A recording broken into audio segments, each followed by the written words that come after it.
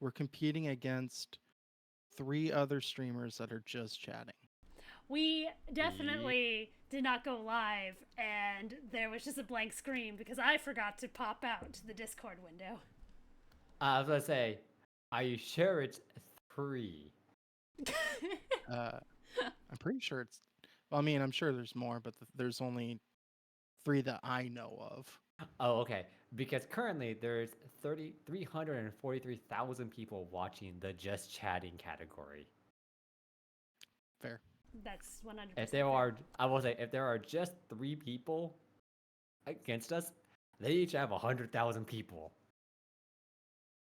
Zen could maybe get those numbers. Okay, who has the most right now? I'm curious. And we definitely lose if each of them has 100,000 people. I don't know if I had to guess if Mouse Viewers, is streaming, it would be her or. It is XQC. I think the dude who never steps outside. Excellent. I don't even know who that is. No, I don't know who he is either, but I'm assuming it's one of those gamer streamer dudes. And then it's Extra Emily and John Vlogs so it's 40,000, 16,000, and 12,000. Fair enough. So a lot of people. A lot of people. 2. I think 2. I'm one of them. 1.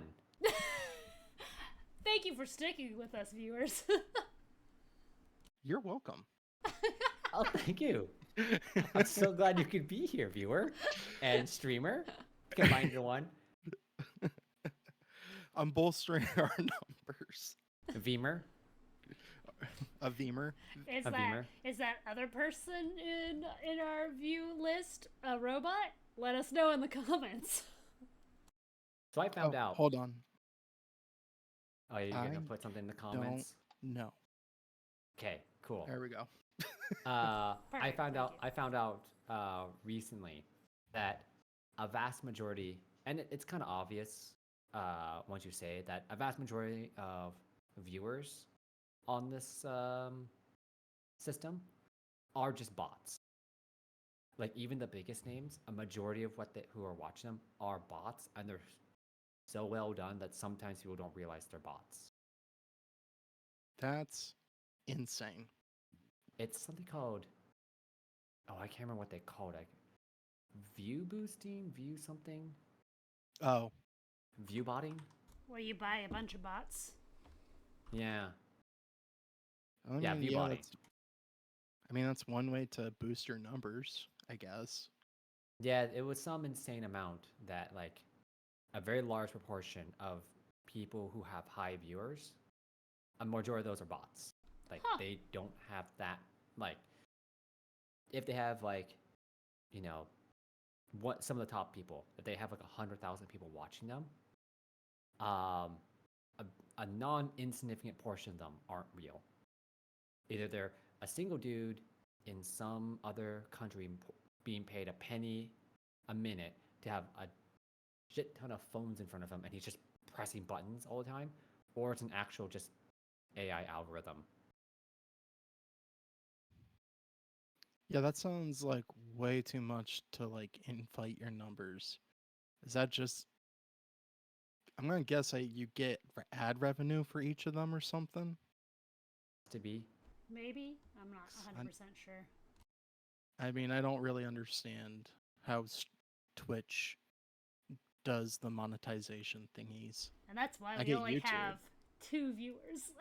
Honestly, I've actually considered to do an experiment to see if I bought 50 bots that came in at a random number between 25 and 50 every stream, how would it affect our algorithm, and how would it actually push us up and forward or up and down the Twitch.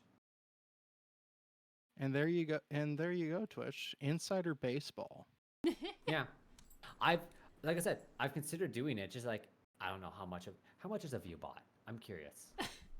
$500. No, actually, if anything, 500 Dogecoins. The next New York Times headline: small podcast inflates their numbers. if I want to get to affiliate, it's $20. Really? That's it? Yeah, so they'll give you 50 live viewers, 200 followers for 7 days. Huh. So, like a 30-day package is $60 a month. Huh. And that's 50 followers, 400, or I'm sorry, 50 viewers, 400 followers for 30 days. So we'd at minimum need to make like 60 back to be breaking even. Oh, we're already Yeah. like, how much was your voice mod? Like 60 $40. $40 in the hole. Okay, so we need to make $100 the first month so that we can break even. Yeah, from Well, I Philip's think- frivolous spending. Yeah, I know. So I know that the affiliate one, you do get ad revenue, but I have if I remember from Insider Baseball from the other streamers we know, it's peanuts, basically. Oh yeah. Oh yeah. So You'd need unless I think you need thousands of viewers to be like making anything off of ad revenue.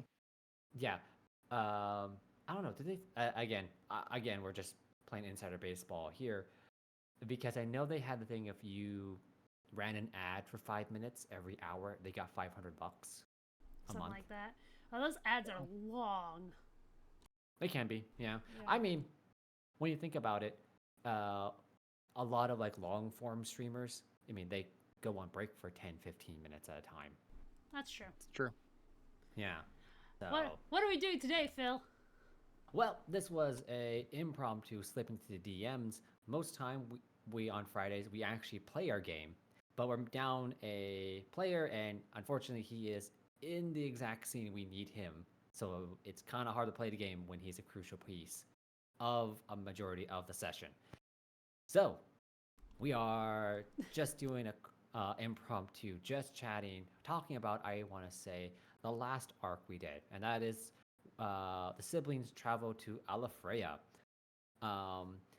where they were following the path of their mentor Tish as she traveled, or I should say, she traveled to, oh geez, now I'm blanking on the Wivenhoe. She traveled to Yep. Wivenhoe from a city of thespians on top of a mesa in the middle of the desert.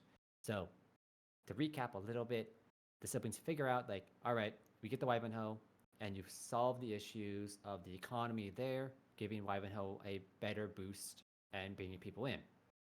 From there, you're able to determine, using relative locations and what she wrote in her journal, that she came from a city deep in the desert on top of a mesa that were full of like wandering thespians. So you get there, and your first job at that point in time is actually get to the desert, which you guys travel by foot until you reach the city of Belru, which has the market named, or what is named for its market, Belleru. So big, bizarre market, huge city built up with sandstone and just a oasis on the edge of the desert.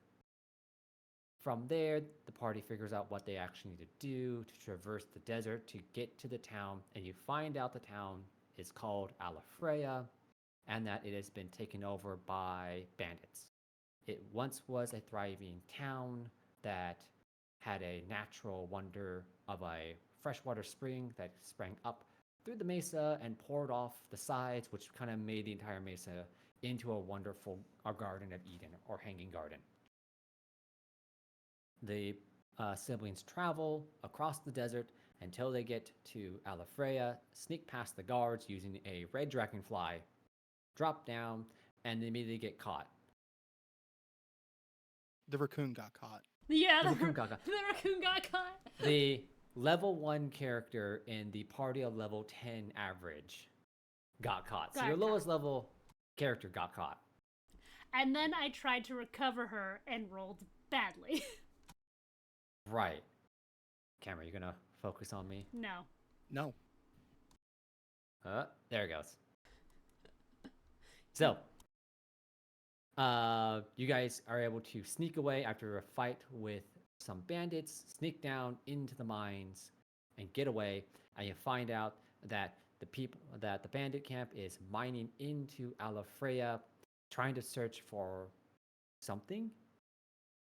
You come across a couple named NPCs, Bowie, Kala. Bowie is a badger, huge mountain of a animal compared to everyone else. He basically says like, we're working here and everyone in the mines is stuck here because they keep someone hostage in the longhouse. The group devises a plan to infiltrate the longhouse, attack the leader Vonda and all of his groups, and basically free the prisoners. Fights ensue, and Werther's sneaks in to the longhouse as Lehonk and Roberts fight the main bad guys. And Werther's, you find the artifact that's controlling all of the miners, basically putting geo-trackers on there. I don't remember what it was called. It was definitely slave collars. It was slave collars, but it was like the gopher positioning system or something. Yep, Yes, that yes. was it. That was it. I want to say it was the gopher positioning system. You find it, and you find out that it's being powered by a weird like symbol that's kind of floating through the air. You snatch the symbol out of the air from the artifact, shuts down all the slave collars, but at the same time, Werther's has a vision of all these other golden symbols throughout the land, almost as if they're all beckoning to be reformed before snapping back to reality. You guys win the day, rebuild, take a year to rebuild Alafreya from a mining, or once was a hanging garden, to a mining town, to now a resort town. Because in your explorations after saving Alafreya, you find out it was actually a brine dragon's grave that it was digging up, and that the artifact was actually one of the last magical remaining pieces of the brine dragon, which was basically a decanter of everlasting water. So, And it wasn't a brine dragon, it was a Lahonkadong. I was just Lehonkadon is what you guys named it. Yep. In Pathfinder, it is a brine dragon, but in our world now, especially this planet, it is a Lehonkadon. I think we took Lahonkadong. the bones Lahonkadon. and we reconstructed it badly and wrongly, and all four limbs Yes, we did. were up against the head like a frilled dragon. Like Yes, it was. every good original archaeologist who found dinosaur bones. Paleontologist, thank you. I'm sorry, paleontologist. Like every good paleontologist, you did it wrong, and then claimed it was right. And someday someone's gonna figure it out and think you guys are idiots. Yep. But that day is not today. And that's a very strong assumption that paleontology is going to take off in this universe. And then Who we named knows? it the Lahonkadon, which I think all of us have mispronounced and called it the Lehonkadong. Yep, Lahonkadong. Well, in universe, it is technically called the Lehonkadon, but people call it the Lehonkadong instead. as they should. Just like yeah, obviously. the pokey parts of a Stegosaurus' tail is a Thagomizer. I know that's not traditionally its name, but in reference, everyone just refers to it as a Thagomizer. Yep. No, that actually is its name. It's not officially. It's Yes, it just is. what they call. Is it? Yeah, because the dude that wrote about it in the book was just like, I don't know what the hell this is called. I'm gonna call it a Thagomizer. And then scientists were just like, yeah, sure. Oh, well, I know it comes from Gary Larson. It was the Far Side who named it. Yeah. Yeah, and They it was just like, kinda yeah, we went with called it. that. Yep. Yeah. Okay. Last time I heard, it's the unofficial name for the part of the Stegosaurus, but everyone refers to it as a Thagomizer. It's a good name. But That's a good name. nonetheless, it's not about freeing the slaves. It's about making. It's about making a resort. Somehow, freeing the slaves became making a resort town. Hey, you gotta give them an economy somehow, so they could Yeah. survive out in the desert. It's fair. 100% fair. And where we end in this arc before you guys take off to your next location up in the mountains was basically all of you developed some sort of extra boon. I think I gave you guys because I wanted to explain that I won't just be giving you levels. When you do stuff and you don't get a level, you're going to get something character related, a boon of some sort that relates to your character background. So for Werther's, Old Man got the ability of Lightning Drinker, which relates to something that I have cooking. But now Old Man can, once as a reaction, every 10 minutes, just absorb a lightning attack. So shock damage just won't affect Old Man, at least once. For Roberts, he developed a revenant limb, not a phantom limb. Oh revenant yes, a limb, revenant limb. Revenant Yes. limb. which now allows him to do cold damage instead of regular damage for his elemental blast as a melee attack. So if he does a melee elemental blast, he can apply cold instead of his normal damage. And then for Le Honk, his little sidekick got cursed Yay! and became an oracle. Got an oracle curse or ocular curse. They have an eye curse? Yes. That's what they're called, is ocular curses. They need to find a better name because that just means like eye. I mean, that's what They just have like an eye in them now. They just got like a random extra eye. Wait, isn't oracle and ocular the same root? Are they? I'm pretty sure. I thought so, because oracles see the future and ocular is to see. Well, one is OR and one is OC. Look it up. Maybe You have one's the power of maybe Google. one's Latin and one's Google. And one's Google. One's Google! Yeah!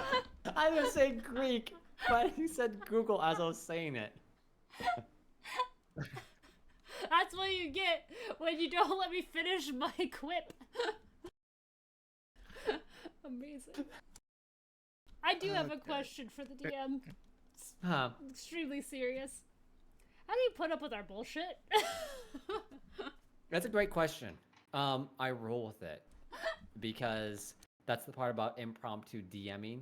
You guys just kind of come up with a lot of stuff, and I don't have to, and I don't know where a lot of stuff is going.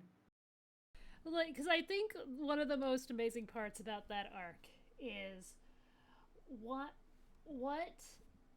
are we gonna do after we freed the slaves? How are they going to survive? They don't have an economy. Their town is destroyed. Did the party destroy the town? I forgot you guys set 3 things on fire, and each time it got worse. Yep. Yes, we did. Who could say who was the fire setter, really, in this campaign? And then I pipe up with, I have a stupid idea. Let's make a spa. I did look up our ocular and oracle thing. Mm-hmm. Just for a quick interruption. Okay. Oracle does come from Latin, but it does not come from the Latin root word for eye. It comes from oraculum, or oraculum. Oh, okay. It is originally a Middle English word, where ocular is very much a Latin word. Fry says, I want to say they do have the same root from what I remember, and Fry, you are wrong. Ha! Dr. Google is never wrong. I just want to check if I'm actually remembering that it's actually an ocular curse or is it something else. I mean, I'm cool with it being an ocular curse because that's just funny to me. Just next time we see them, we just lift off the little hat that I assume the raccoon has, and there's just like a random eye there. A mystery. 1 sec. Does the raccoon have a little hat, Shawnee? Does she? I've always pictured that she did. No, but you're thinking of her sidekick that you made a hat for. When we first met. Yeah, I guess the way. Oh yeah. That was one of the sidekicks. That was Muhammad. Muhammad, yeah. I just always imagined her as like having like a little like baseball cap, like very, very like 1980s tomboy flavor. I always imagined her as, I believe, what's the raccoon's name from Pocahontas? Rocky. We literally just read a Pocahontas thing for our kid, and I don't remember his name. To be fair, I do not pay attention to that book whatsoever because it is so mind-numbingly boring. Oh, so I also want to make a... Miko. That's right. So I want to also make a correction. It's not ocular curse. It's oracular curse. So I just that makes much more sense. I just left off I just left off the RA. Okay, So that makes more sense. Oracular course. Oracular. Yeah. Oracular course. Yeah. Oracular. Oracular curse. Oracular course. Yeah, I'm like, when I read it, I just lost the two letters in there, and it still makes ocular. Oh, So it's just like, oh, yeah, you see, like Oracle see the future, and I thought, oh yeah, ocular, you see the future. Yeah. Makes sense Yeah, to it me. makes sense. It's just, I think maybe coincidence that the two words have similar sounds and meanings. It's oracular, don't you know? Oracular. Well, the question that I interrupted was putting up with our bullshit. Yeah, Is that the was the question. He Yeah, rolls I think with it's, I think it's more fun because if I'm writing everything, and mind you, I do come up with a lot of the scenarios in my head, and then I give a probability to what you guys are going to choose because I've DM'd you guys so much that when you guys go into character and when you guys have your character, especially after the first couple sessions and you guys establish what you do, because up until maybe session 5, I don't know how you guys choose things as characters. But after that point, and you guys do your interactions, and I give you a couple test runs, I can basically give a general prediction on what you're going to do. I would say like 75% says this, but I'm going to make it 25% to this route. And sometimes I'm completely wrong. You guys come up with something completely different that throws me off.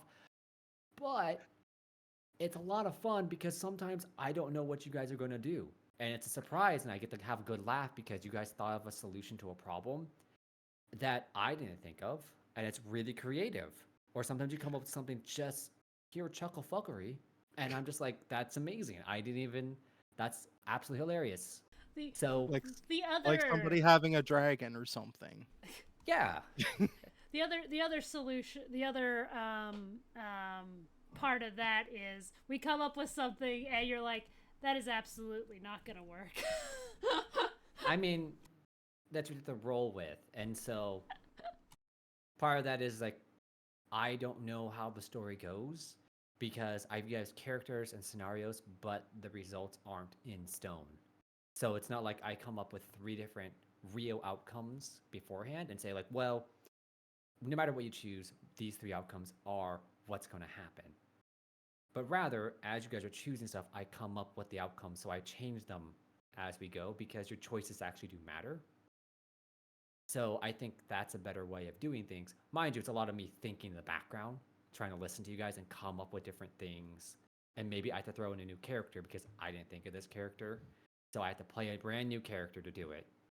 Or I throw out a fight or a complete dungeon I made because you guys somehow bypassed it and I don't have to do it. So Is that why there was a deer? the deer? Yeah. Yeah. I'm not gonna lie. A majority of the non-boss fights are impromptu. I just have monsters in the back pocket. So when you guys do stuff, and I'm like, this is actually a great section for a fight, because sometimes you guys just set yourselves up for a fight. I throw you guys a fight. So Yeah, I inadvertently caused the deer problem. Yeah, you did. Right. And so it's just things like, I think it's really fun where I don't have fights ready to go, really, unless they're bosses. Bosses are different because they're talking characters, they have major roles. But if it's just grunts, I have grunts built ahead of time. And I'm like, here you go, here's some dudes. Okay, so when we got caught, like we dropped in from the dragon, beautiful, went swimmingly. Alana landed, immediately got caught because she's level 1. Right. So I landed next to her, tried to talk my way out of it, like, oh my gosh, the spring just randomly sprouted up. Did you see that? That was crazy. Rolled like dog shit. That ensuing fight, one of my favorite moments was when I smeared one of the guards across the ground. The sugar glider. Yes. Yeah. I smeared him across the ground because I think I did almost 100 points of damage or something ridiculous like that. I think you crit. That's what you did. Yeah, that's what it was. And then we took the other sugar glider hostage. Actually, my favorite thing was the next session where you guys are interrogating that sugar glider, the guard. He tells you all the information, and he does that on the premise that you don't kill him. Yes. And then you're like, I throw this sugar glider as soon as we get out of hiding. Yes, because, and here's my reasoning for this. When he leaves my hand, he is still alive, right? So I have kept my promise. It's such a thing where it's like, I just see, this is how like I imagine this. Okay, there's that scene in the Disney 1970s Robin Hood where the chicken is playing football against the rhinos. Mm-hmm. I see in my head for some reason how that worked was Lehonk and the group bust out from hiding. Lehonk has a sugar glider underneath his arm. He like there aren't actual people there at the time, but he like smacks people down. He breaks out from the skirmish. He backs up like a quarterback and then just full on spiral tosses the sugar glider through the air. He can Like glide. making Tom Brady jealous in the moment. Tom Brady exists in his universe. Like he just like hooked the sugar glider perfectly. And then Tom Brady was like, damn. I don't think I was actually with the group. I think I was hiding down below at that You point. were. You guys split off. Yes. That's right, because You ran distraction. Yeah, because I distracted were they otters? They were mongooses because desert mongoose. That's right. That's yeah, right. yeah. And I shocked one, and then I jumped off the cliff. I shouldn't say no. You didn't do that at first. You summoned Old Man, and he landed in a fireball between That's them. right. That's And right. then you threw a lightning bolt at one of them, and then you scurried away. No, I jumped off the cliff. I remember that. No, yeah, you scurried away, and then wings out, flew down into the pit. So, So literally, you like drove by, dropped the thing on top of them, and then shot one of them. You're like, peace, and then flew away. So, all that to say, I am 100% expecting this sugar glider to come back later on in the story and try and get his revenge. So, I've done that a couple times already, where you guys mess with an NPC, and the NPC comes back to mess with you. So, with this one, I decided I'm not going to do that because you guys aren't the main characters. Oh, no. True. In this case, I really like the idea like every place you go, there's a main character in that place. You guys just so happen to be really skilled people who wander in and are there during that. Was it So Brody who was the Bowie. Bowie. Bowie. Bowie better watch his back. That sugar glider's coming for him. Yeah. So the sugar glider's gonna come back with an eye patch and like a Robert's arm, and he's gonna just be messing with Bowie. Mm-hmm. No. I got it. He's gonna find a different mesa and build a different resort that's competing with their resort, except theirs has water slides. Theirs has a casino. Oh shit. Casino and water slides. R.I.P. Sam and Steve, according to Fry.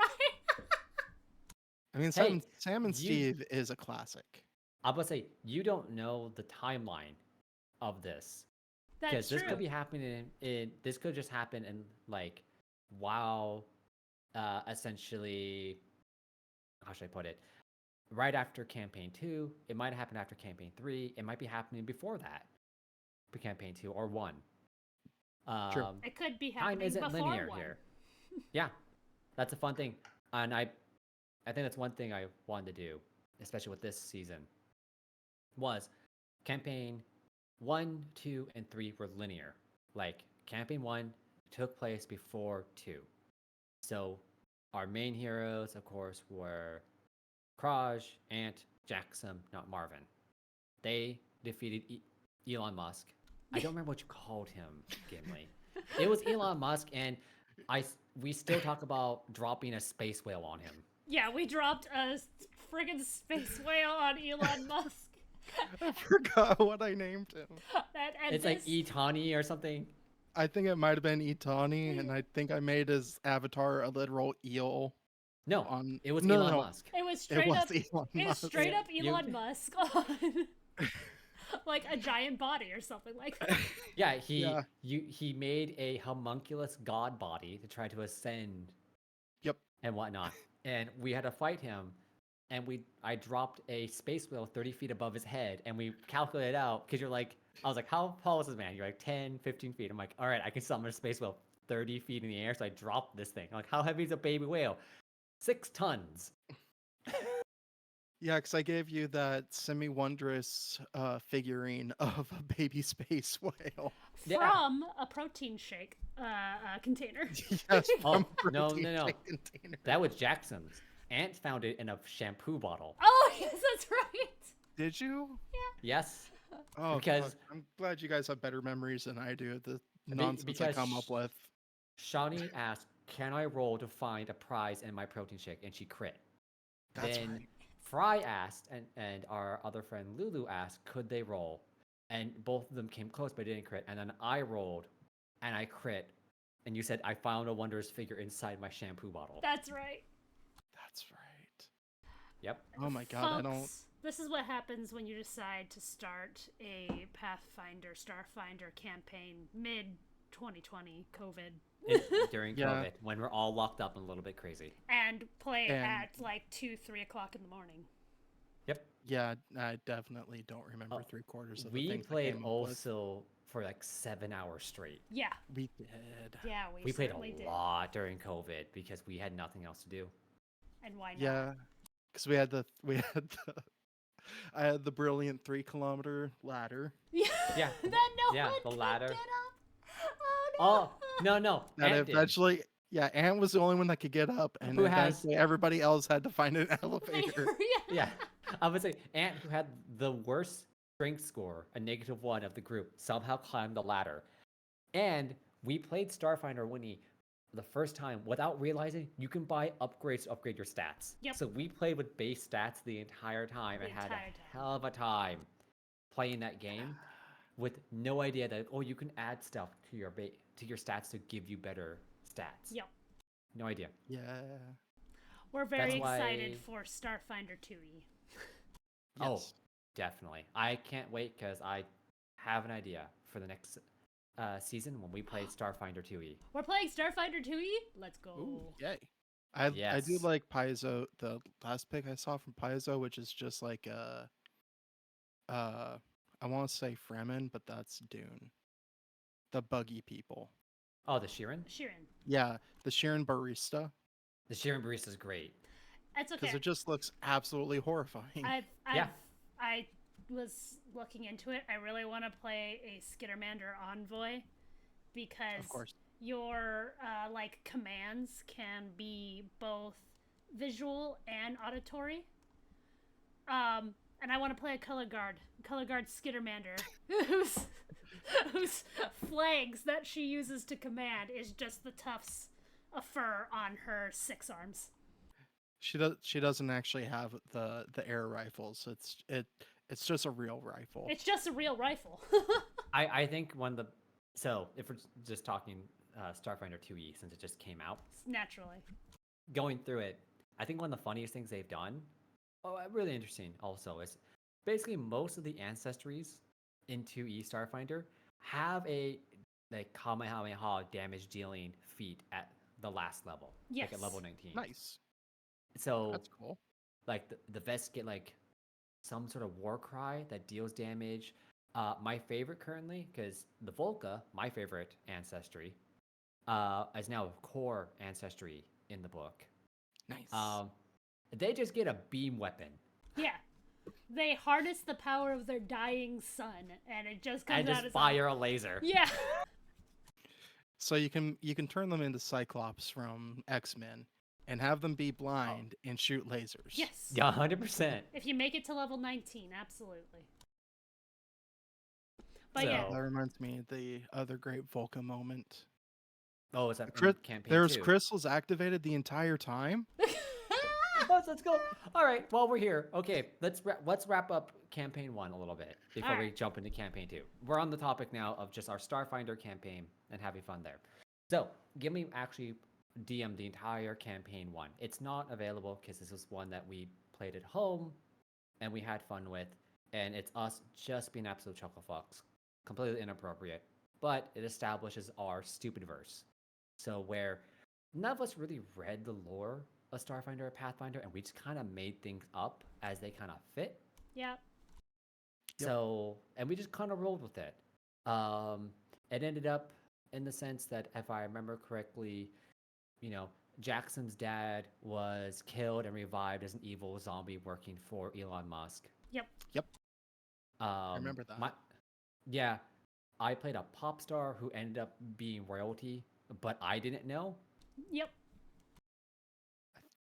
Weren't you the one that had that idea? No, I said that she came from like high society. No, that's right. She wasn't actually a princess. But her family overtook the most powerful family. I didn't even said that. Like, you added that, and I thought it was great. Yeah. I just said like they were ambassadors or some sort of like fancy people. They come from fancy society. Fry, Yeah, we yeah. both can't play an envoy. That's too powerful. I mean, if we're gonna play if everyone's gonna play Skittermanders, we play the captain like Skittermander like module where everyone's a Skittermander. Everyone's Yeah. Skittermander. Except then somebody's got to be T-Dog. Yeah. T-Dog. Well, T-Dog, we'll get the T-Dog. Anyways, sorry, I got distracted by comments. But eventually, I think Kraj, Fry's character, became Speaker of the Hobo House of Representatives. Yes. Yep. And then my favorite thing is Lulu was the main crux of the entire campaign. Yes. Yeah, she was. She was. She was the main crux. She was actually the main character, so to speak, of that campaign. She was supposed to be. But it was Lulu's first time really playing a tabletop RPG. She had a heck of a time doing it. Yeah, she did. She's a good sport about it, though. She's a good sport about it, but she almost spaced herself. Yeah. Yes. I forgot about that. Yep. Yep. She spaced herself. She got an illegal implant. She got a lot of stuff. Yeah. That is also how the main bad guy got the arm back. Yep. Which had the super AI that was necessary to build the god body. Yep. Yep. Oh God. I have some really weird plot ideas. It was fun. How I let's mean, we make shit. And it ends up with Jackson killing his dad, his zombie dad, Yeah, in a big fight. I rolled 1 nat 20. The zombie dad did not go down. Zombie dad hit Jackson, and I went down, but I had an auto revived install in my armor, so I revived with like 1 hit point or something like that. And then it was my turn. I rolled again, and I crit again and took him down. Yep. That one was a good fight. That was a good very fight. good fight. That happened at like 2-3 o'clock in the morning. And we all screamed. We screamed, and I probably woke up my neighbors. Because we were in an apartment. It was COVID times. It's COVID. Everyone was going crazy. But nonetheless, we finished that campaign. As I said before, we destroy space Elon Musk by dropping a whale on him, and then Jackson splits his head open. Oh, I forgot. Ant got possessed by Shaylin and Zonkathon. Oh, yeah. Or the... Yeah. In the ring. The cursed ring. It was actually ring. just Zonkuthon because they weren't one being at that point in the lore. That's right. Well, you had both of them trapped in the same ring. They were stuck together. Did I? Yes. Yes. I don't remember that. They were brother-sister. And they both hated each other, being stuck so close to each other. And so one wanted Ant's body. They both were fighting over who can get her body, so they get away from the other one. And Jackson threatened to cut off her finger. Because she couldn't remove the ring. Yep. I'm gonna take your word on that because I don't remember that. Yeah. It was both I'm literally blanking on that. You prophetized the lore. Yes. Right in the noodle. Oh, okay. You I guess. take credit for it, Gimli. It was your idea all along. ISO, hire me. Apparently, I have really good ideas that I never remember, so you can take full credit for them. But yeah, the party won by beating evil Elon Musk, and then they all part ways at that point in time. So, and we pick up in campaign 2 with our new characters. GimliWon starts off with DMing, because we tried this like hybrid DMing thing for a little while, and then it just didn't work as well. But we start off with uh, Jim Schmelbeck was GimliWon's character. George was mine. It was Sylvie at first for Shawnee. Yep. Shinova for Lulu. Yep. Fry was not human, Not Human. Not yes. Human, yep. and Mushroom. Phoenix came in later as Nagarash. yeah, So we get to that one. We start off as security guards on the Excel Saga. Oh, no, it was the Excel and the Saga accidentally crashed into each other and became one ship. Yep. yep, yes, they did. Yes, which was a mining ship by the Benji Corporation. Yep. So we worked for them, fought gremlins for the first round of things. And I want to say it was corporate stuff for the first part Gimli had. Yes. Yeah, Yes. Where we had to help the corporations or something like that? Yeah. It was helping yeah. It corporations. was basically you're just, if I remember, is you're just doing your job. Yeah. Yep. That was it. When I took over, you guys were doing your job, but you're trying to find a drug operation, Yes. That's how it started. which introduced the Star Sugar plotline, and Shinova got addicted to drugs. Yes. Yep. I'm trying to think. We went back to GimliWon. And I'm trying to remember because I remember GimliWon stuff starting with the God arcs and the race Yeah, arcs. I think somehow I think you guys got fired, We did get Yeah. fired. Yeah. and that's what kicked off the big. You got fired, and some patron put you guys in charge of the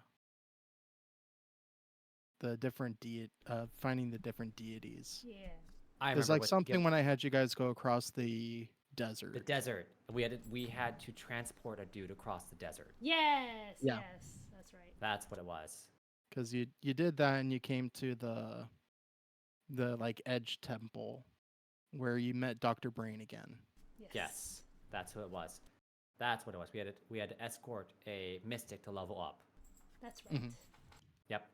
And then from that point in time, I switched over. You guys took on the Voldor estate, which you're trying to figure out who the drug smugglers were, and they had connections to this one high elf family on the planet. Planet was Orin. It was a big like water planet, essentially with one giant continent.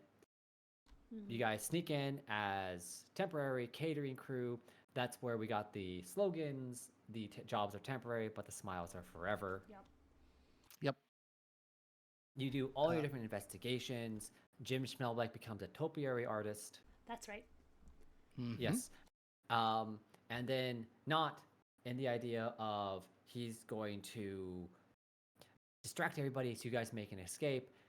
Fry actually failed on building his grenades initially. Smoke grenades. And smoke grenades, so he blew up the entire estate and caught on fire. No, And what I believe it was somebody, I don't remember who, maybe it was Nagarash, sent a message to Jim Schmelbleck to cause a distraction. And then Jim Schmelbleck told Not Human, hey, go pull the fire alarm. And Not then blew up his grenades. yes, and I would say you guys then met one of the main NPCs for the later campaign, which is Therese, the Drow. Or they're called something else in Pathfinder. I can't remember. They're not called Drow or Dark Elves anymore. They're named. They have a different name. Paizo's been doing a thing of getting rid of a lot of the weird racial undertones that came with WotC, and so they renamed a bunch of ancestries to be less racist. Is it in Pathfinder they changed it? I think so. Yeah. I Might be thought we were in Pathfinder. It might be in 2E. Starfinder. 2E. I want to say they renamed it, but I just don't remember what the name is. Because I know in Starfinder they were still Drow. They're still Drow, but I want to say they in 2E they started renaming a bunch of stuff. Nonetheless, you guys get charged with murder, and then you have to clear your name. You guys clear your name by basically blaming Therese and planting evidence on her, and then she gets charged for murder and gets sent off to jail. Yeah. Yep. Yeah. And that's also when George got captured and beaten up over a bag of chips. Yes. It was when we were trying to plant evidence on Therese, and you got stuck behind and had to fight on your own. It was to be fair, Sylvia was there with George. To be 100% fair. Was she? Oh, she was.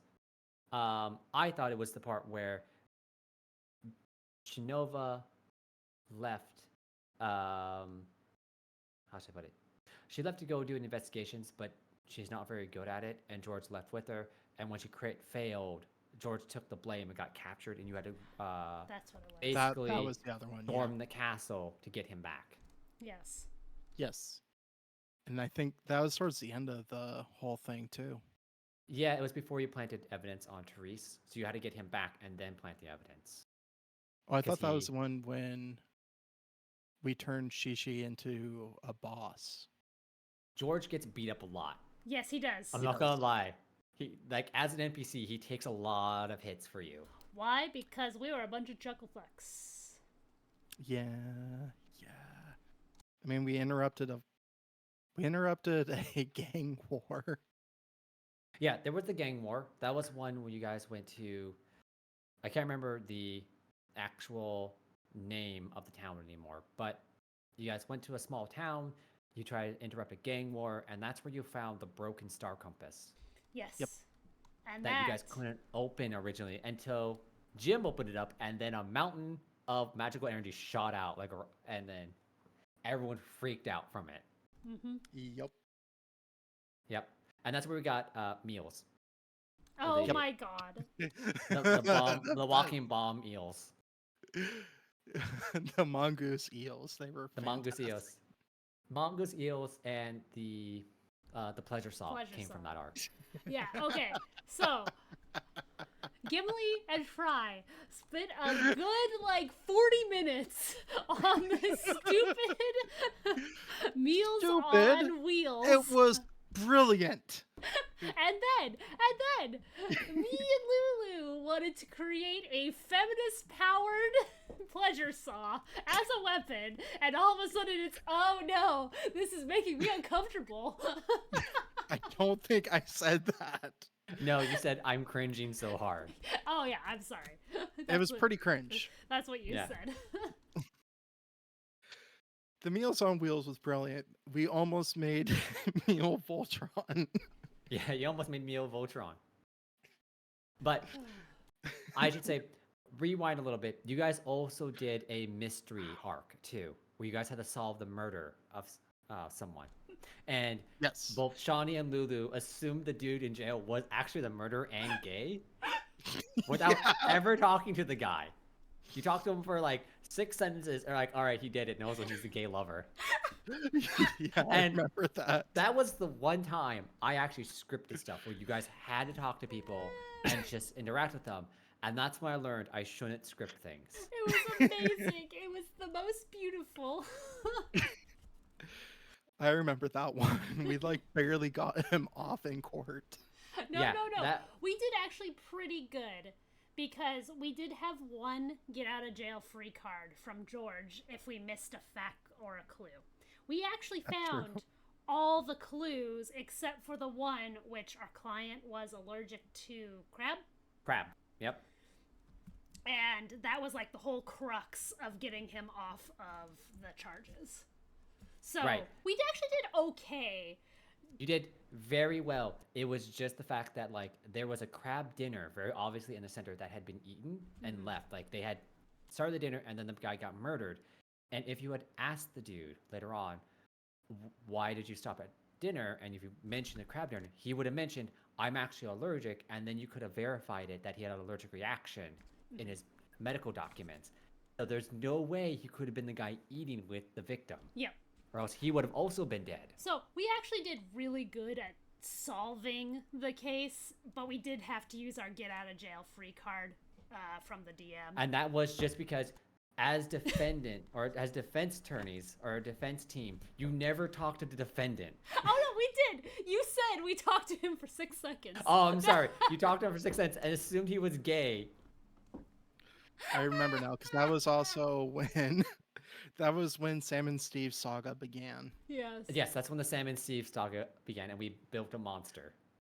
Oh. So I had the evil corporation that was trying to blame the dude. Rocket Yes. sent us the files Right. at the So that's expense of this poor dude. so that was when we introduced the company Kratu, which was the rival company to Benji.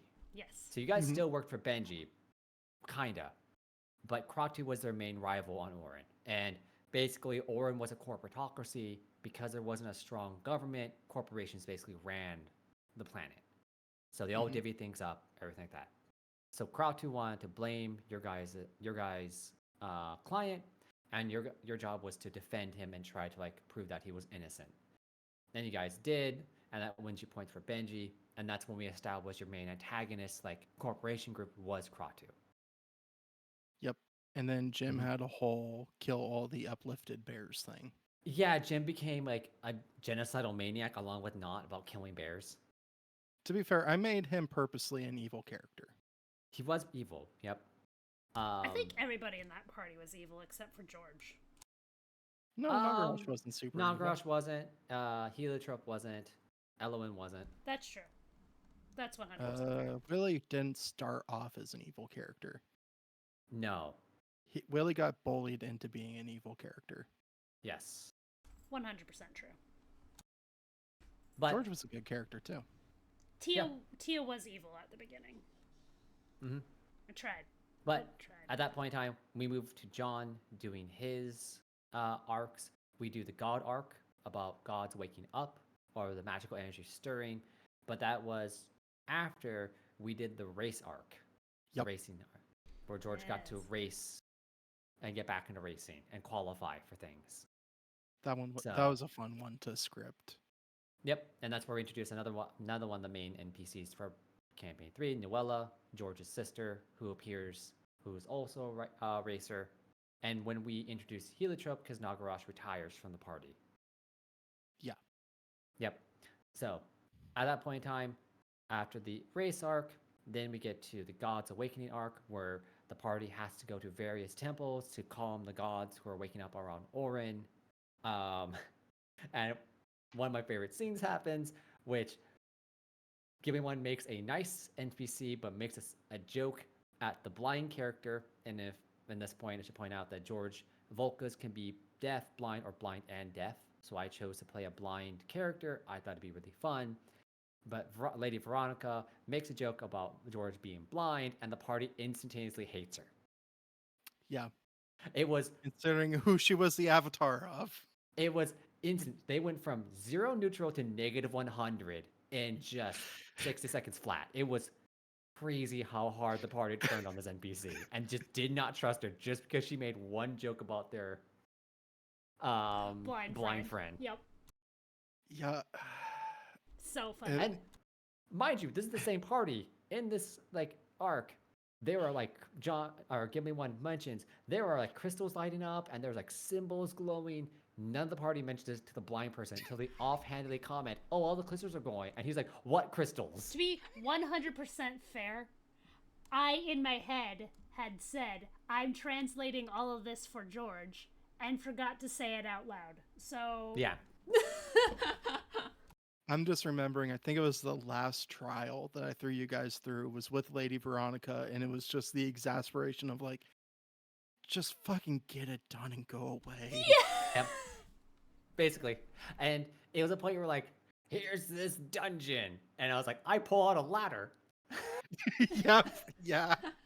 And you're like, here is this giant chasm. I'm like, I pull out a collapsible bridge. And you're like, fuck you guys. How would you get over this thing? Like, I have a winch. Yeah. Like the most innocuous, useful items. Be like, I have climbing boots. I just climb up the mountain. Yeah. Sorry, GimliWon. No, it's great. It's funny in retrospect. Yeah. because I got you guys back when I did the final fight for that. Oh yeah, no, that was a hard final fight. You against the Devouring King, again a returning character. You nearly killed George in one hit. Yep. I Yeah, it was a pretty intense fight where you hit him, and I'll be I right want to back. say you rolled something incorrectly, but if you had actually stuck with that damage roll, you would have instantaneously killed George. Yeah. I know that I So have a tendency to like make combat encounters over hard right, or pretty challenging. I think the nice thing is now with Pathfinder and 2E and Starfinder 2E, the calculations to do it, there's a bunch of tools that do it for you, Oh yeah. and it's super easy to calculate the like you don't have to really edit things unless you just want to get rid of like certain special abilities. You can just ignore it or resistances. Well, if I remember correctly, I was actually using the Starfinder tools for that. Oh, were I you? just tend to run things harder in general Okay. because I personally, as the gamer me, likes having harder combat encounters where it's a little bit more life and death. Right, right. So, And because that was the end of the arc, it needed to be kind of extra. oh, it was. It was just one of those things that we were all surprised when he hit the soldier. The one of the characters had the most because we had two soldiers, Not Yeah. and George, and they both had I think Not had more HP, but they both had a lot of HP, and you nearly took George down to zero in one hit. Yeah. But at the Yeah. same time, when Not and George hit back, they also did ridiculous damage back at the thing Oh yeah. because they were both punchy boys and couldn't do anything else but punch. Yep. Oh, that was a good fight. And that's also with Starfinder First Edition. They had so many extra books they sliced in there before Second Edition came out. Things weren't fully balanced. So if you grab certain No. feats from other things, case in point, so campaign 2, I mounted George to be a dual wielding fighter. Most of the time you can only use pistols, light weapons, or operative weapons in Starfinder. But the soldier can take a soldier feat, and soldiers get a feat every level. Um, and it was as long as it's a one-handed weapon, you may use it for the purposes of multi-weapon fighting. Yep. Which meant long swords and the grind blade and everything else were on the table. And First edition, grind blades, which George had two of them, did 4d10 damage each. And then on top of that, there's another feat which was soldier something, which when you roll damage, you've hit both times, the damage pool gets just combined together for the purposes of reduction. So, essentially, you're rolling 8d10 plus your damage modifiers all together. And so I think at one point in time, on a hit, he rolled like 99 or 100 plus damage on a Yeah. non-crit. That's just how he's designed. And yes, Yeah. not technically didn't punch. He used explosions. He had the boom hammer. The boom hammer. He He had a had the rocket launcher. jalapeno. Yeah. Yeah. So quite a bit. Boom hammer was his favorite. Yeah. Even though it was out of commission for like an entire arc, I think. Well, he crit failed on the explosion part and it blew up. Yeah, and he never got around to repairing it for like an entire arc. Well, that was the penalty, is that he couldn't get it for an arc because it took an arc to repair the entire weapon. Because it was a pretty beefy weapon, the fact that it was a melee yeah. weapon, and you can stick any grenade in its mouth, and you add the grenade damage to when you use it as a weapon, the boom hammer weapon. Yeah. Yeah, it's a beefy thing. Campaign 2 was pretty fun. Yeah, and then after the God's arc, That's the first half. Ugh. That's the first half. We get to the God. We finish up the God arc. We defeat the Devouring King, set of the gods of Orim. Tia gets her sword, which you find out later in. The party finds later in campaign 3, and then the party takes to the stars to find the spaceship that was hidden by one of the NPC's dads. Mm-hmm. Yep. So, and that's where we start the hunt for the Galactic Library, the later half of the campaign. Yep, because Nagarash stayed. No, we already had So, Heliotrope at that point. yes, it was Jim Schmelbeck who was Rodney at the time. Yeah, He changed. he stayed He behind. changed, and we get Concord. One of my favorite characters I played. Yeah, because it went from John Deere to David Bullmoose was the AI too. Yes. Yes. So, we get to the Galactic Library part. First job, find the JF-1Z, which is the special spaceship that was developed in collaboration between Castroval, Absalon, the Vescarium. A bunch of people poured money and resources into making a super high-end spaceship, the only spaceship with a very unique engines that could travel at the same rate as Drift, but through conventional space. However, you couldn't use a Drift engine inside of it. So no matter what, you traveled all at the same time, but this thing was faster than anything else out there. Yep. And it basically took multiple star systems, economies to fund and build it. So it was one of a kind, and that's where you guys get the broken star compass with all the magic. You realize it's a pocket dimension filled with magic, and that's what powers the engines. I believe I call them the arcane reactors, arcane engines. Something like that. 4 of them. And then this one, people don't know, or because most of it's not online anymore. It was an Outlaw Star reference. So they got the Outlaw Star, and then the Outlaw Star is powered by 4 nuclear reactors. Each engine has its own fusion reactor, essentially. But in our world, it's powered by one magical generator that has all the magical energy of an entire universe powering the engines. And basically was the key, along with Concord. Yes. So Concord was the navigator, because to find the Galactic Library, which tended to move, and if you use drift engines to get anywhere close to it, it would disappear and reappear somewhere else. So they built the JF-1Z to chase it down through normal space, and they needed a computer powerful enough to calculate where it was moving because it was in constant motion. So they summoned into this world an Illithid, the only Illithid of this universe, and then augmented him with cybernetics, and he became a biocomputer, able to calculate all the vectors and precisions of the Galactic Library and know where it's going. And now I can't remember the AI on the JF-1Z. You have his What was voice. his name? Wasn't it? Was it Edward? It's Edward. Edward. Yep. Yeah. It's Edward, and then me and Edward weren't buddies. We were constantly bickering at each other. Yes, because you guys are to have the same idiot on the JF-1Z. Yup. Because you had to work, you're co-workers, and you were stuck together. Because Concord was stuck on a meteor where they hid the JF-1Z the entire time. Yes, he was. So it was Edward, because I was thinking we had an Edwin. Edwin's the pocket version of the AI. Yes. Yep. Which is Edward Yeah. Yep. Edward, the smartest AI known to man, most advanced AI known to the pack. That's part of the JF-1Z. You guys stole it and basically decided, yeah, we're going to go hunt for the Galactic Library. We have it. Let's go hunt it down because it's full of riches and wonders, and it's a good idea, because why the hell not? And basically now everyone's in a race to get it, because everyone wants it, because the first person who gets claims to the Galactic Library basically wins the game. Like, it's like there's no competition anymore when you have all the knowledge of all the universe that was stored pre-gap was stored at the Galactic Library. So it's the only thing that survived the gap. Yeah. Yep. So.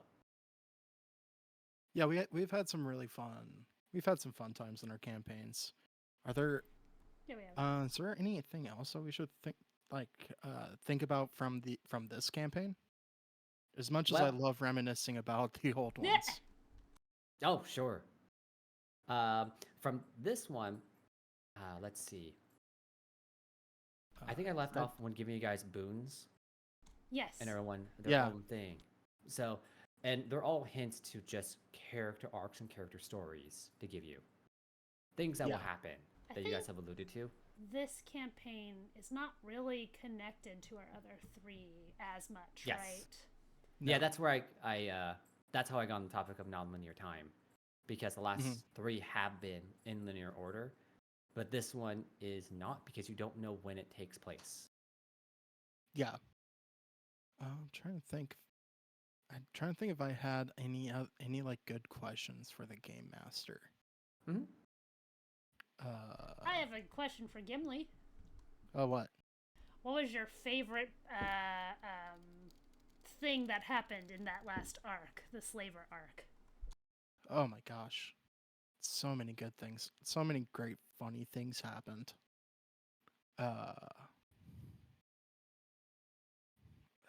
Man, that's actually hard for me to choose because I really enjoyed the entire all of it. Like I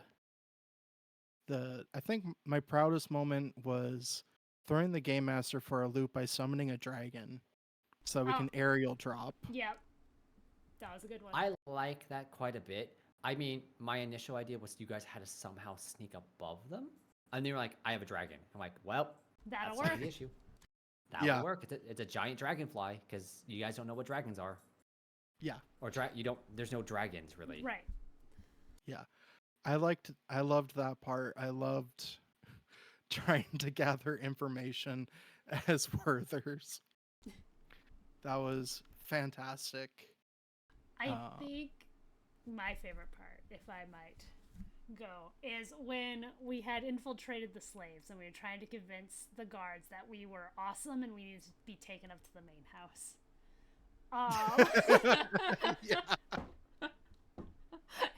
Instead of Lehawk showing off his amazing strength, we had Lehawk pretend that he could grow food.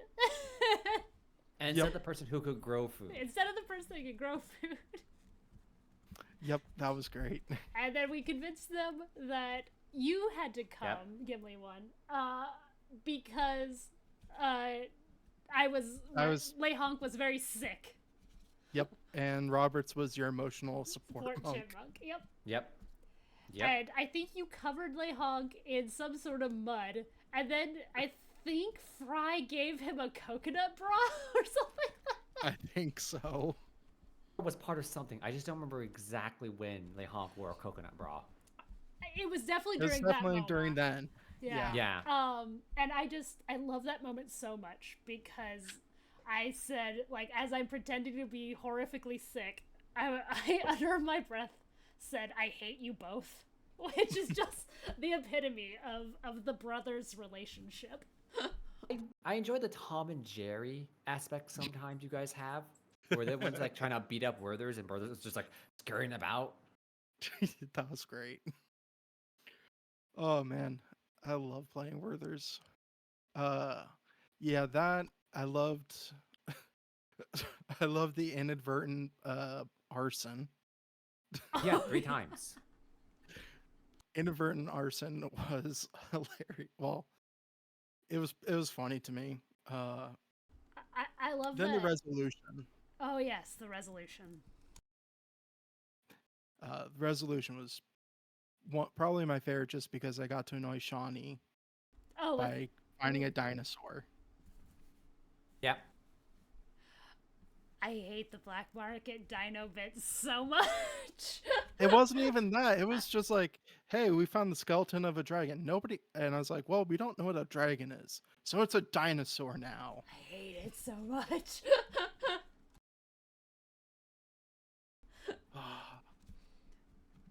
It's very good. I have a question for the DM. Huh. What is the golden symbol? What does it mean? I must know. That's great. That's a great question. Yeah, I think that's like one of the main plot points there. It might be. Nah. Because was it when we were chatting that I made that connection, or was it with the group? No, it was with the group because I asked Alana to look at the painting. Yes. With her oracle stuff. Her special eyes. Yes. Yeah. So the paintings and the golden sigils are connected some way. Yep. The paintings glowed gold, and the sigil that Werthers has is the same type of gold. Did we try sticking the sigil next to the paintings? Nope. I think so. I We- didn't. No. Mm-mm. We should try that That next seems time. like a thing that. Well, we're busy right now. Well, yeah, we are busy. Right now, I'm trying to survive a deer by hiding in a tree and You watching guys, Roberts potentially get eaten. yeah, you guys figured out that the gold in the sigil and the gold in the paintings is related, Yes. but you didn't do anything extra with that. You just know that, like, They're related. well, Alana, your guys' oracle, was like, that's gold. Those paintings are gold, and I can see the gold off in the distance. So Mhm. So are you telling she us can see the Alana sigils. is now our sigil tracker? Kinda. Because I think I also, if I touch the symbol or sigil, I can find the other ones. Yes. Yeah, so Werther's can see it. If you're holding the sigil in your hand, you can see the sigils. But unlike what Werther's sees, you don't see the terrain. You enter in like a foggy zone, and they're off in distance. So you know the general distance you're away from, but you don't know if there's a mountain between you, a volcano. It's just, oh, it's over in that direction, and it's like 1,000 miles away. Like I can just Mhm. barely see it. Alana, on the other hand, sees it normally. So she doesn't see like a foggy no zone where like there's no terrain. She can still see the terrain and see where the sigils are. Basically, she has like an overlay of it in her vision. Yeah, but she's also floating, so who cares? Yep. That's her curse. No. She's not floating anymore. She's now Lehonk's backpack. Yep, Banjo Kazooie in it. Yep.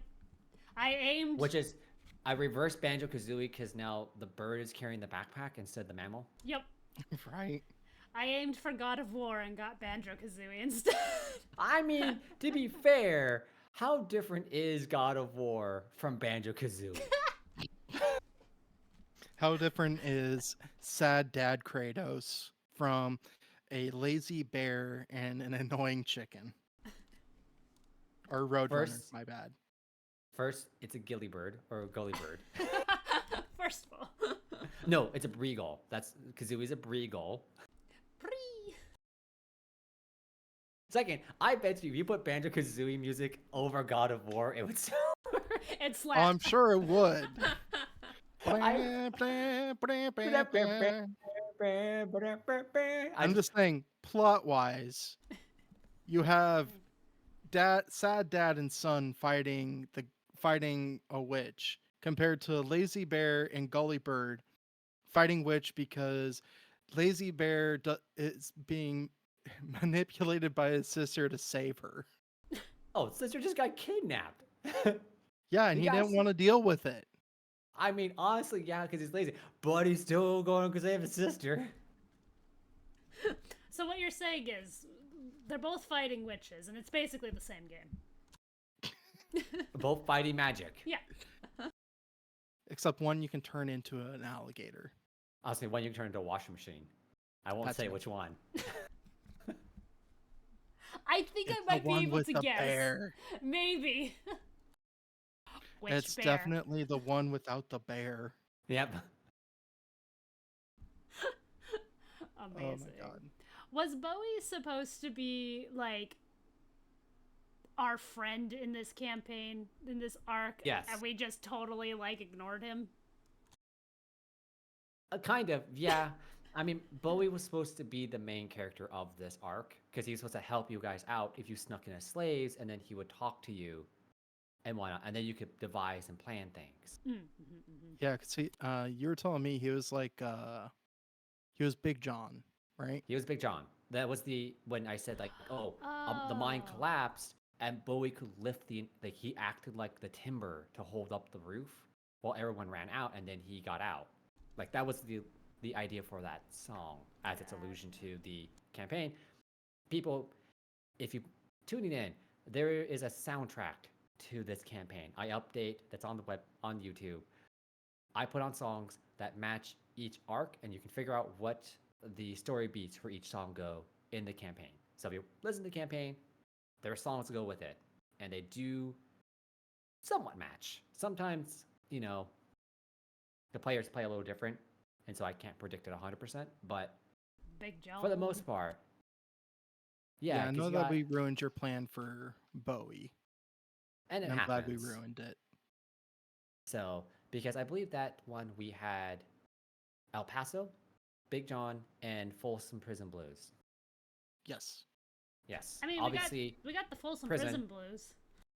Yeah. Yeah. Big John you do have because Big John's just a reference to Bowie. Same kind of thing there. And then El Paso is the one you guys didn't do. Remind me what El Paso's about. El Paso is like a Western tragic where a man kills another man, but he loves a girl in town, and so he comes back to town to see her, and he gets killed in revenge. Bowie was supposed to die, and we didn't let Bowie die. Oh. Yeah. That's what I meant when I said we ruined his plan. Right. See, I didn't get that at Bo- all. Bowie's supposed to be like a typical Western hero because Western heroes usually die. And so that was the idea, is like he was supposed to die, but you guys saved the town. But in his act of dying, he saves the town. So Gotcha. a lot of Westerns which derive a lot of, or take a lot of notes from samurai movies, heroes always die. They almost never survive the conflict. Well, now he can become mayor of the town. Sure, why not? And so with our current session, we have James Brown. I Feel Good. We have, I chose a more modern choice, was The Cult of Dionysus. Ah, nice. And then I can't remember the exact, it's whiskey, beer, one whiskey, one beer. Oh, one bourbon, one scotch, one beer. One bourbon, one scotch, one beer. Yep, another blues song for this one. Yeah. In and reference, it's pretty obvious what those ones are going to be. To the three monasteries. So they're reference to the three monasteries, and the monasteries are reference to something else.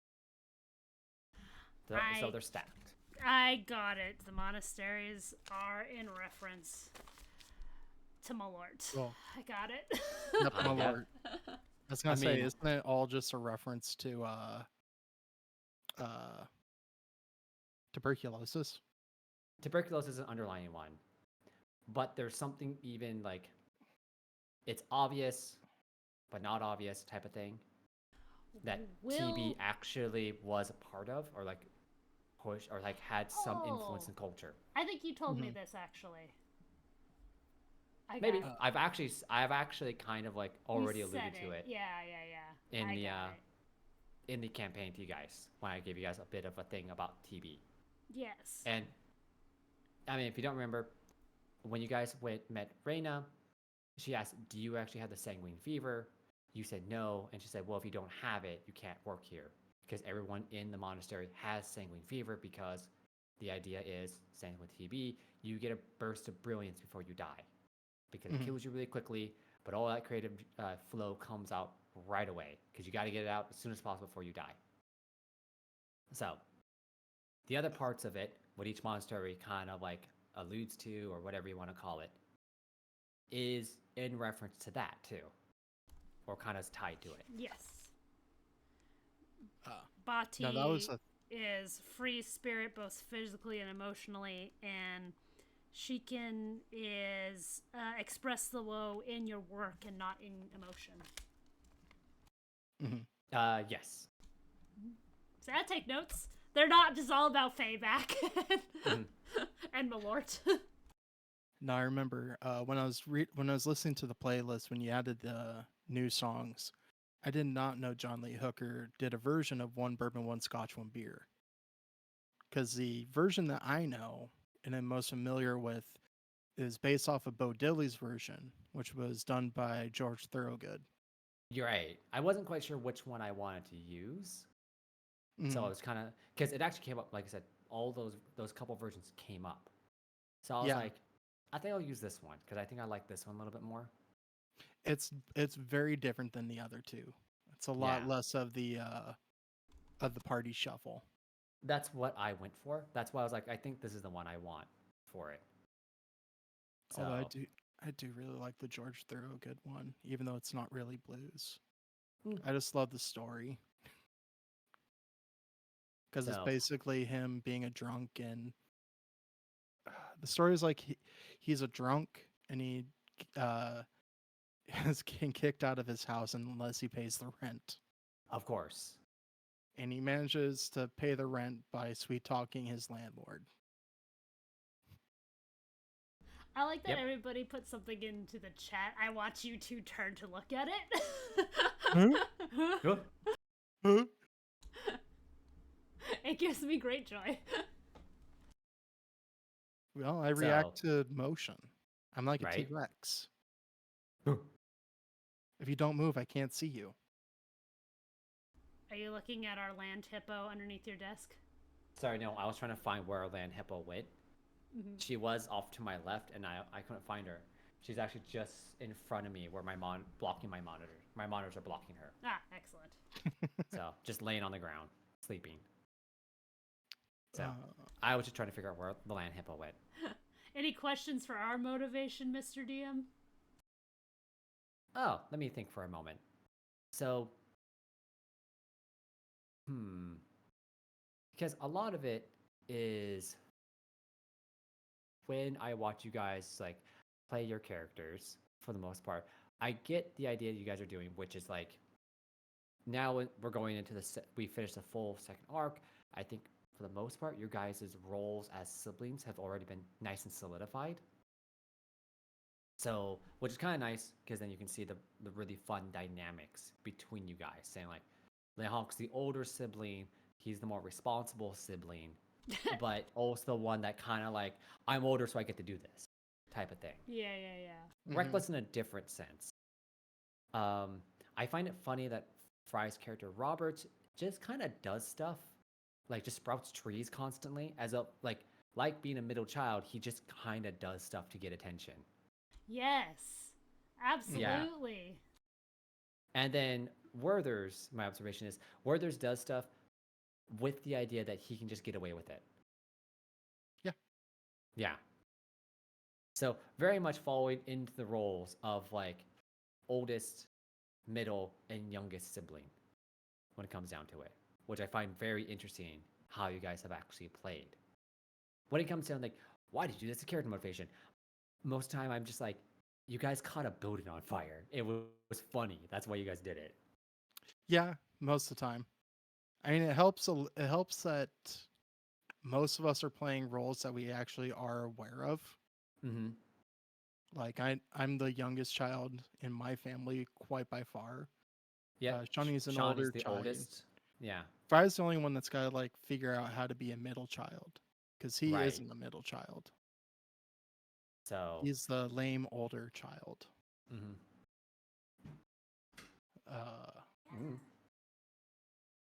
I think the other interesting thing when it comes down to it is like, how should I put this? Oh, actually, no. I can ask the party a question. What that one is.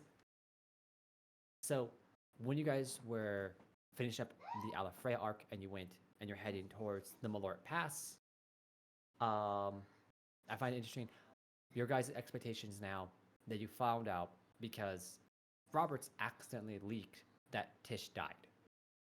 That was something that happened in the Alafrey arc. Yes. You guys didn't know that the rest of the world, rest of the continent, didn't know she died. That the Trinity itself had been keeping it a secret. So when he mentioned it or released it on accident and it went to the Librarians Guild, and the Librarians Guild just started, you know, how should I put it? Releasing that information, sharing that information, all the different librarians noted in their annals that basically the de facto monarch of the continent is dead. Mm-hmm. So, and then we get to Alafreya, where now we start getting civil dispute starting to form. Mm-hmm. So, I'm curious what your guys' like expectations are there, because while you guys are old adventurers in these arcs, you're not really the heroes, but now something else is brewing. You might have to turn down, if she's on the video game, turn down the TV just a little bit. Give me one moment. Okay. We're going on break. We're going on break. No, we're not. La la la. Break, break, break. We got like 30 more minutes before we're done stream. That's true. What was your expectation, GimliWon? GimliWon? What was my expectation going into this arc? Yeah. Or about the information being accidentally leaked to the people that spread information.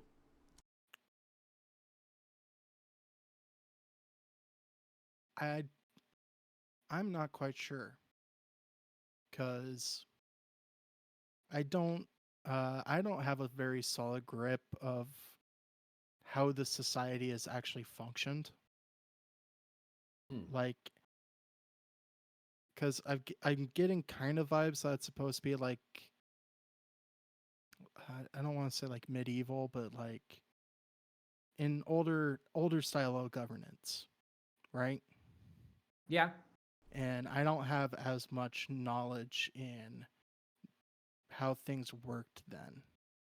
So for me, I was just like, well, everybody knows, so that's cool. I think, and please correct me if I'm wrong, Phil. Each little hamlet that we visit is kind of its own thing. There's not really like the United States government, right? Right. So, Tish was the closest thing you got to the United States government. Yeah, she was a monarch more or less. Yeah. A monarch, more or less. I want to think of it is, what if Godzilla was the Queen of England? Yeah. Yeah. Like in general, all of Europe or all of Eurasia would not do anything if Godzilla was sitting somewhere in England or she was Queen of France sitting at the on the Mediterranean. No one would go to war because the moment people started going to war, Godzilla would start walking up and beating you up. Mm-hmm. Because what are you gonna do to Okay. him? She's Godzilla. She just turned So- into her actual size, start casting spells, and people are like, "She can nuke us." Yeah. Mm-hmm. So my expectation, especially with the hint of the civil unrest, is because we don't know who's running these little city states, right? Mm-hmm. Who's gonna make that grab for power? Someone's going. Someone's gonna. I think now that I've got that image, I think I have a better idea. Oh yeah. And Oh yeah. I think it's gonna come down to the hint of the three factions. Mm-hmm. I think that's gonna be kind of what splits up into what will be this civil war, more or less.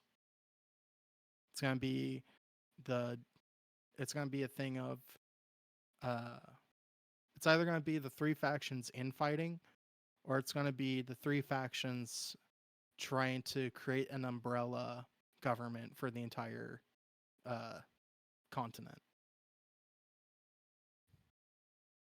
Or Yeah. or Phil could throw us for a loop because he's sneaky like that. The three factions could be actually really good. I mean, as far as our characters know, they are because Yes. they provide services that are required. Yeah. Uh, So Yeah. who we're knows? just us as players, we are weary because that's what players do when they first encounter a group that they don't know about. Fry says, were the faction representatives supposed to be suspicious, or are we just paranoid from being kind of bastard characters in campaign pass? That's a, I think it's the latter. So it's a mix of both. Um, it is definitely that these factions come during the funeral, or when Tish is going to be buried, or when the pyre's going to be lit and she's going to be sent off, and they're like, "Hey, like we're divvying stuff up. Can we have something?" not only that. Can we have her extremely personal information? Yeah, So it wasn't. They didn't say that exactly. They all they gave up wanted different what things. was in the vault, right? Yeah, they're like, "Hey, we know she took notes because," and I don't remember if I said this out loud or not, but the Trinity, each one of the Trinities, are like they're formed from Tish's children, Mm-hmm. Yeah. just like you guys. Yes. Yeah. So, like I said, they can. I think I said in the first thing that they consider themselves direct descendants of Tish, because their organizations descend from her directly, Mm-hmm. and they always put you guys on a higher level than them because you're actual like only ones. You're directly connected to her Mm-hmm. because Mhm. you're considered her children, and you three are the last three Yes. who exist. The other ones have died or have gone missing, so you don't know where they went.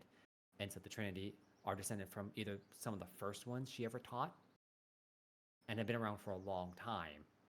So it's supposed to be both like these people come up, she's passed away, you guys want to start the pyre, like, the Brotherhood's like, hey, her rituals for the dead and things like that. Could we have that? The Dust Traveler or the Dusk Walker's like, hey, civil engineering. She did a huge amount of it. We would love to have her notes on civil engineering. Same thing with like the Silent Night. They all wanted not her personal notes. They wanted access to her library, the thing that's at her house. Like, hey, I know you just lost your mom, but could we have her stuff? Yeah. So it was supposed to be like a faux pas of a thing. Like, yo, we want this. Also, sorry, your mom's dead, but she's got good stuff, so we want it because we think we can put it to better use than you. Yeah. So yeah, they were supposed to be kind of skeevy, but also like their entire organization, you guys know, like GimliWon was saying, serves the community or provides a service that is needed. The Brotherhood are healers, they're lawyers, they're all these different things. The Desk Walkers maintain infrastructure, and the Silent Night are guards to police. So like the Silent Night and the Brotherhood of the Dawn are actually opposed to each other a lot of times, because the Silent Night are the prosecutors and the guards, while the Brotherhood of the Dawn are the defense attorneys, and like back and forth. So they kind of all like balance each other out because they all have their own agendas they want to maintain. Oh my god. What? It's the check and balances of the American government. I wish it was this Illuminati confirmed. What's I mean, what's that one Netflix? Oh, the Pentaveret. yeah, hold on. So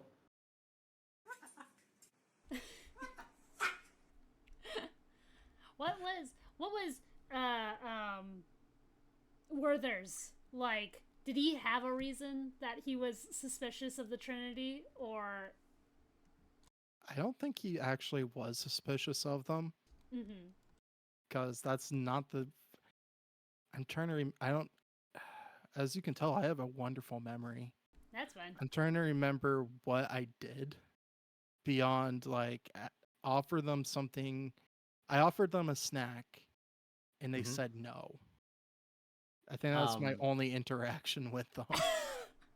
Yeah, you offered them a mushroom, and at this point in time, you had just said that you went and talked to bears, and both Roberts and Lehonk were like, I think he's been eating magic mushrooms again. Oh yeah, and because Gimli forgot that big mammals don't talk, or big animals don't talk. And both Lehonk and Roberts were like, yeah, don't take the snack. They just pantomime behind you. That's right. And one of them's like, no, I already ate. No, I'm fasting. And the other one says, no, I have diarrhea. And he shit himself. I think I made him shit himself, didn't I? You offered I don't remember. him You're like, some like medicine to help with his medicine diarrhea. instead. Yeah. Yes. That's right, I did. Yep. Yeah, I don't think Werther's has any sense of anything malevolent with them.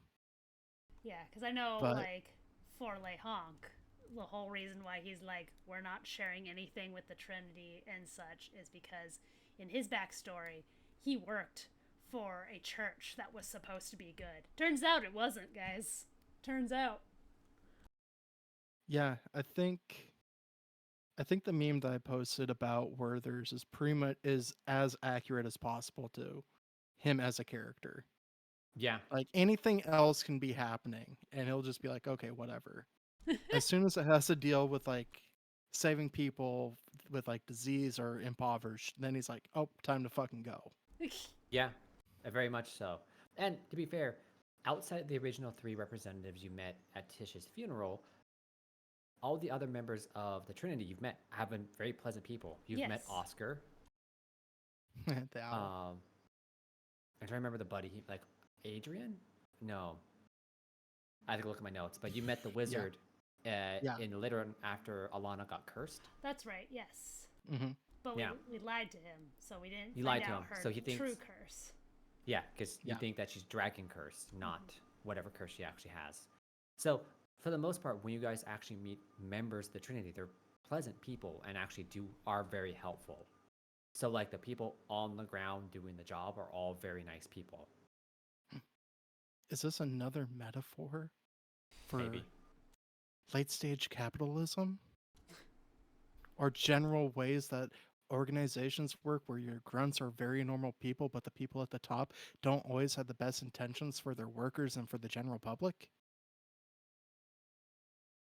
Kinda? I like that you had to think about that for a second there, Phil. Well, yeah, kinda, because I kinda allude to it now in the last, at the beginning of the or the Malort arc. Yeah. Because Oh, my lord. that's why I mentioned that new currency is being printed and minted. Yes.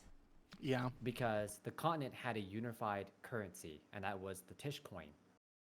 The coins you guys use currently, the gold and silver, it all has her likeness on it, or her artistic rendition on each coin. So they were backed by the Trinity and by the Librarians Guild. Everyone knew it's gold, it looks right, it's done a certain way, and it's good for commerce. So essentially, before the campaign, when Tish is alive, general economics was just commerce. Everyone could trade things correctly. People had like buy and sell. It's a nice ebb and flow. Why? Because if you started crashing economies, Godzilla would get angry. Yeah. So Yeah.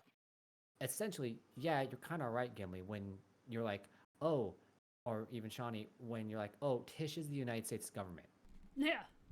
Essentially, like, yeah, Tish is essentially like, she's Godzilla, you could say. She is a nuclear bomb, which is Godzilla. She's the Queen anything. of England. Well, I don't know if people are that scared of her anymore. I mean, she is, if you consider them at the same time now. Oh. I was gonna say they're both dead, so Yeah, so yeah, ain't much I guess. they can do. But yeah, she is basically this single person regulatory body, which if you start crashing parts of the economy in different towns or things like that on purpose, well, you might draw her ire, and it's not a good thing. You might draw the ire of her children later on in the story. Sure, you might draw the ire of them, but if word gets back to her, like, you guys from her book, you understand that like she's been alive for so long that in essence she's essentially the equivalent also of an ancient dragon. Yeah. Like an ancient gold dragon, where like you don't fight these things. Yeah. Like it's a bad idea to go after an ancient dragon. That's essentially what she was. And so like she finds out, you're like, oh, I'm purposely poisoning the well. She can just teleport you and punch you in the nuts and then walk away. And who's going to do anything to her? Like, everyone's like, well, you deserved it. So, with the printed money thing, that is being backed by the library, correct? The librarians? Right. Yes. The librarians are backing the money. And they're the faction that does not have a connection to Tish directly. Yes. They are the neutral party. Right. Their entire stick, like they're macers from Game of Thrones.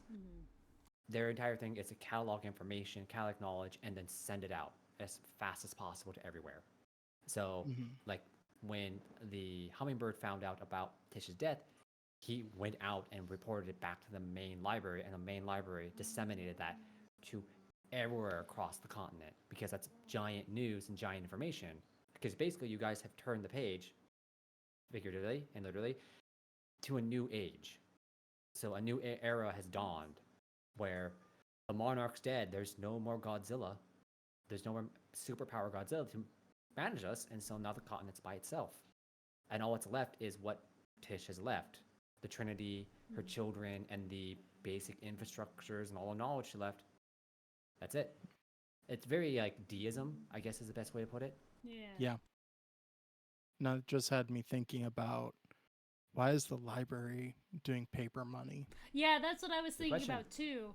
We didn't, well, I mean, obviously we were on our way to deal with the monasteries, so it's not like we could go find that out, right? But No, it's going to be a part of the long campaign if I had to guess. yeah, Yep, shoot from the hip. just a reference to long campaign that paper money is now being introduced into the system. Paper money backed by a group that we're not sure even has the funds to back that Sure. money. Yeah, we have no idea. Hmm? If I had to guess, they probably do. The Macers were pretty rich in Game of Thrones, but I don't know.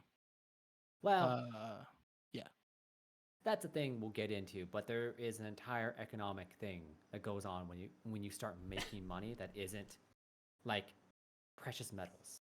When you swap from precious metals to a different currency, it gets wacky and interesting. it's a good thing we're three halves of a whole idiot.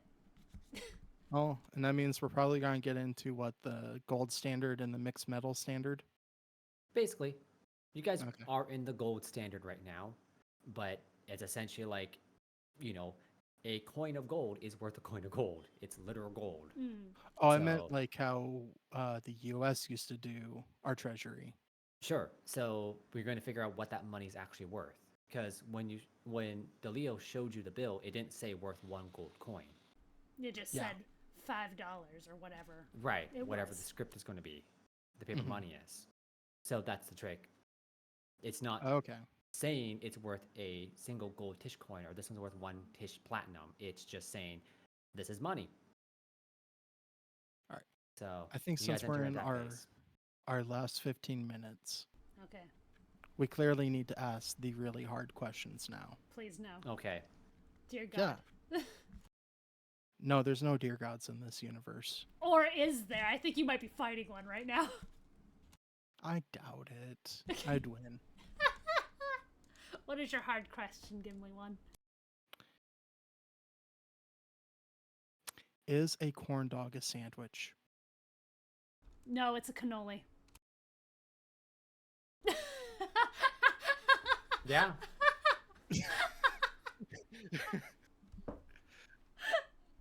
Yeah, No? I have to agree. No? A burrito is a cannoli. So is a corn dog not a cannoli? I'm pretty sure a corn dog is a cannoli. But a cannoli has like open ends with the goop that the goop spits out of. Well, okay, to be fair, a corn dog is a bread sausage. Yeah, but it's meat between two pieces of bread. If you think about it, a cannoli is merely a cream sausage. No, a corn dog is meat inside of a bread casing. Fry has an opinion, and he says no. It's not between two ices of bread, so no sandwich.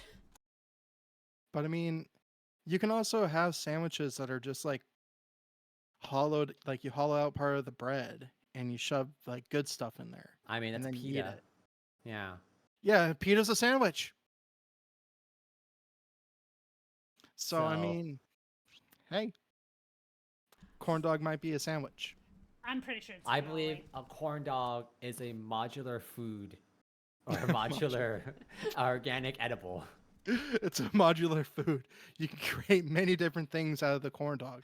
Or you could make a corn dog steak. Well, organic? It is organic?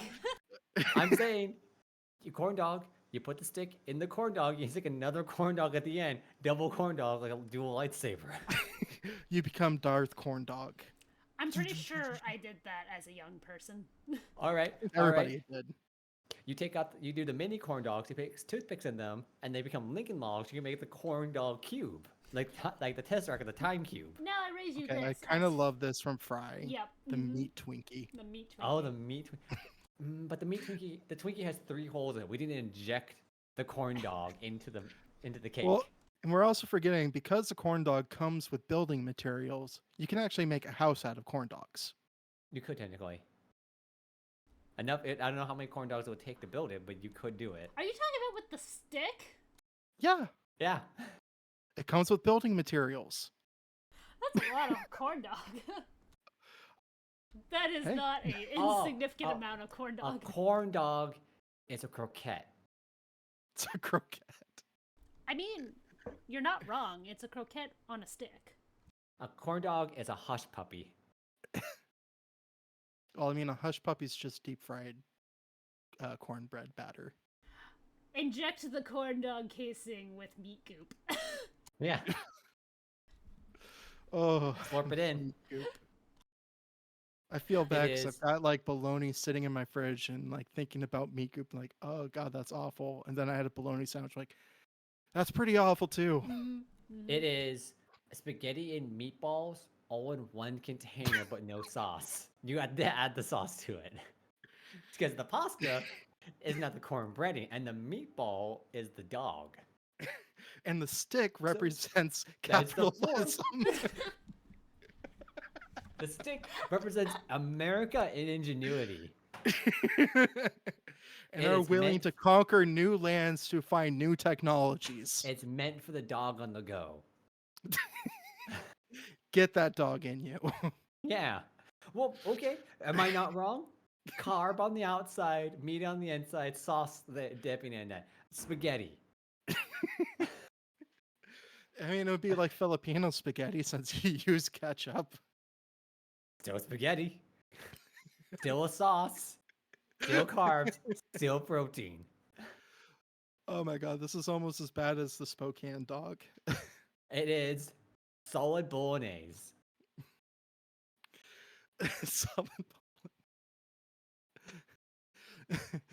It is a reconstituted minestrone. Yeah. Deconstructed and reconstructed bolognese pasta.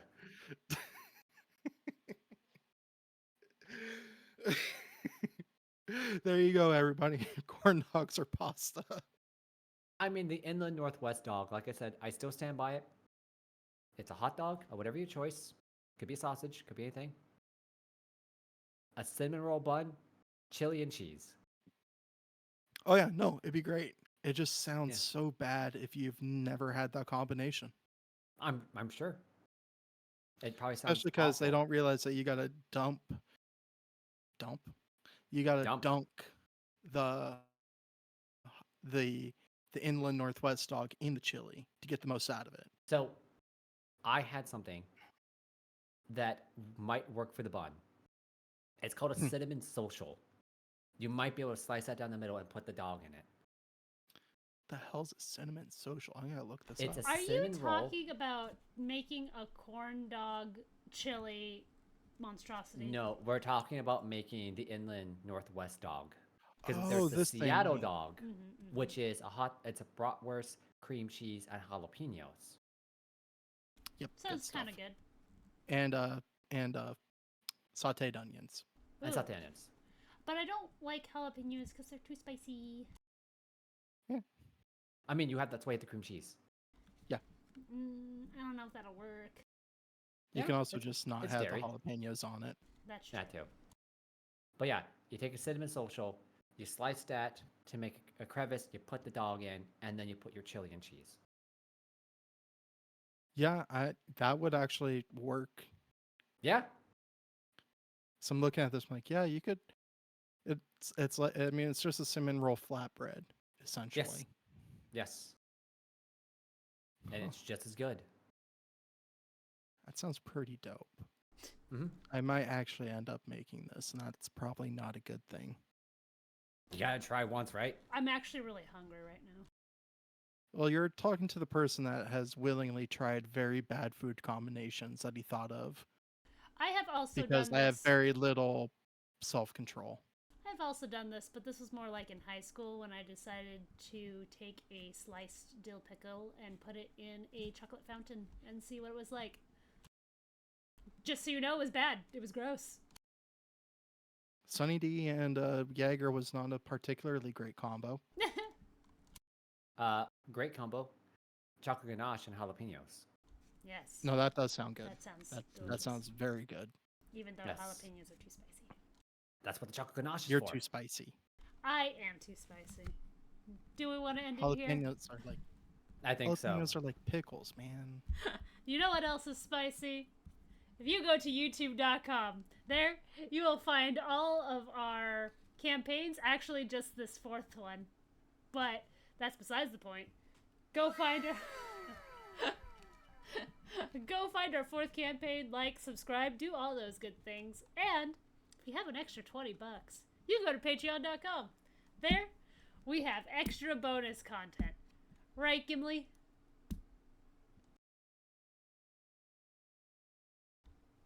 He's nodding yes. Oh, damn it! I was trying to do the once. I was trying to do like the. God damn it! But you don't want to do that. You can go to Blue Sky. There, we have our curated schedule. We usually meet here Fridays, 7 Pacific, and new bonus content on Blue Sky. Gimli's very own memes from the campaign. That's right. I'm about to Yeah. bust. I am now our resident meme lord. Bow to He me. is our resident meme lore. And you, as always, you can join us here on Twitch. Yeah. Anything else, guys? Yeah. Bye. I guess bye. Bye-bye. Hopefully we play a game next week. Yeah. Fry. Hopefully we play a game next week. Yeah, come in, decompose. Do your laundry. Okay, Yeah. bye-bye. Bye.